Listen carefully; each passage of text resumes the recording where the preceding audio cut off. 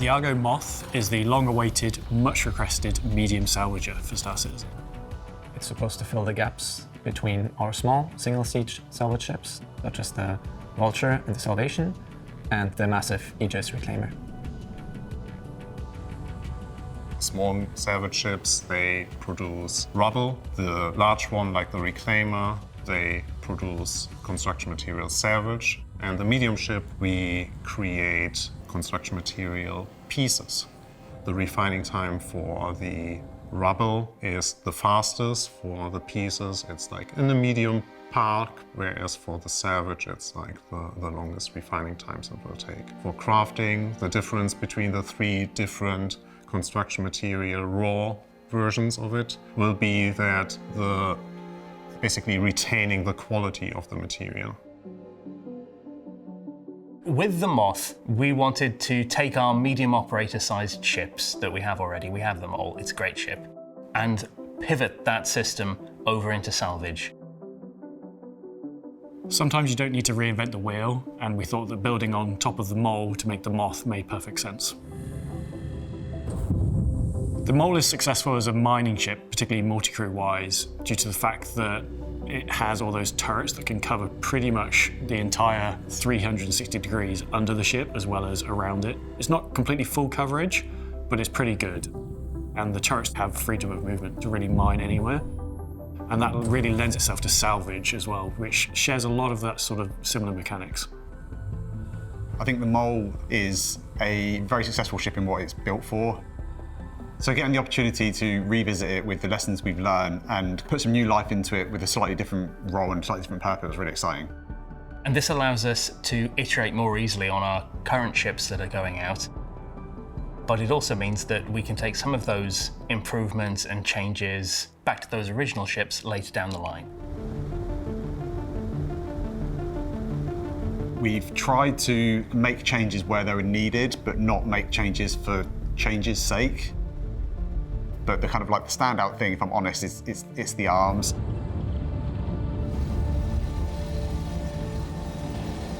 What's your favorite aspect of the Moth?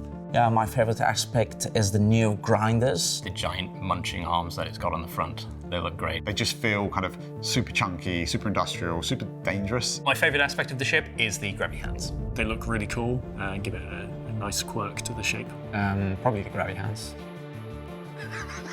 Everybody says grabby hands, why? It is such a key part of the ship's visuals because they're very big, very industrial, there's lots of weight behind them, but at the same time there's also really intricate little details. I was trying to make them look a bit intimidating, like a bit dangerous, like you really would want your hands to be caught in anything. It was also very fun to work on the animations, to kind of figure out how in the different states the arms would kind of retract, the claws would open up, big hydraulic pistons kind of retracting, moving around. And yeah, of course, the crushers spinning. Are you aware that nearly a decade ago we had another system called grabby hands that has nothing to do with this? No, I was not aware. What was that? Disco Lando remembers.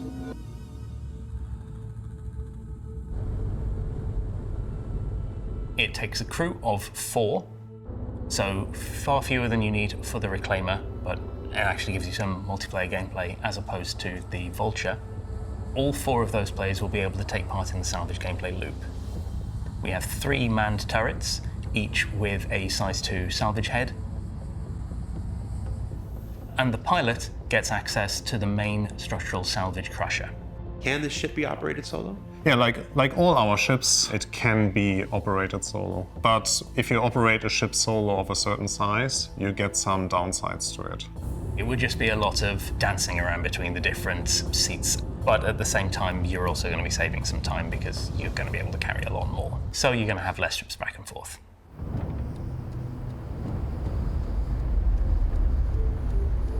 What kind of defensive capabilities does this thing got? Very minimal defensive capabilities. This is first and foremost an industrial ship.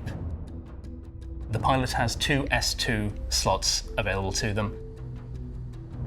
The co-pilot gets access to a bespoke small missile rack with 16 S2 missiles. The belly of the ship has changed quite a lot.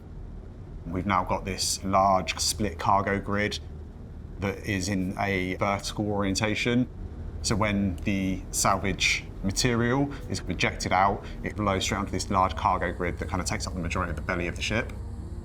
One of the improvements over the Mole chassis is the fact that the cargo grids are just normal cargo grids. Whilst the salvage output does automatically eject onto them and it does use standardized 8 SCU crates, there's nothing to stop you putting any other cargo compatible item on those cargo grids, which allows you to then perhaps do a bit of cargo. Maybe you find some salvage on the way that you want to do. It doesn't limit you to doing one or the other. You do have the ability to do both at the same time. The rear of the ship has a really nice cargo lift for 2 16 SCU containers. So you can get a bit of hauling gameplay in there as well. And just in front of that is the old personnel lift. Both take you up into the newly, sort of slightly reimagined cargo area. From there to the left and right, you've got the entrances to the side salvage turrets, and then a ladder that leads you up onto the main deck. One of the things we realised as we were working on the ship was to be able to get out some of the components out of the ship, we needed to widen the doors and widen the ladder down to the lower floor. And this gives a nice route through the ship to be able to get those ship items out.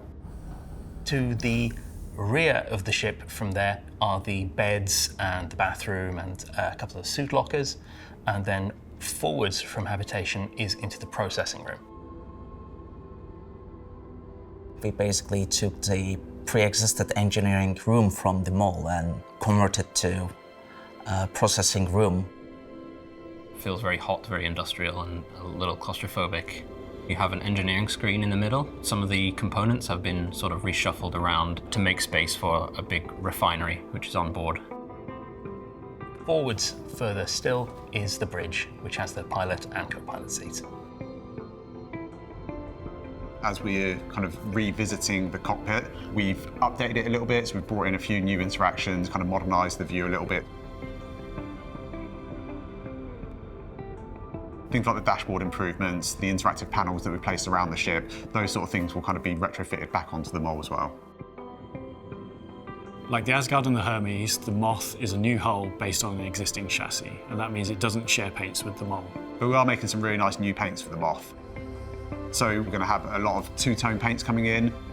So you'll see that we have decided to spice them up a bit. So we're excited now that we have the full set of salvage ship sizes. We have you starting with the Salvation, moving to the Vulture and Fortune. Now we have the Moth, and then ultimately you end up with the Reclaimer. It was very fun to work on, very nice to work on something industrial. Just the little changes to the flow that we've had to make, opening up some areas just to allow a little bit of a smoother kind of gameplay experience has been really nice. This is for the person who enjoys salvage gameplay but wants something bigger.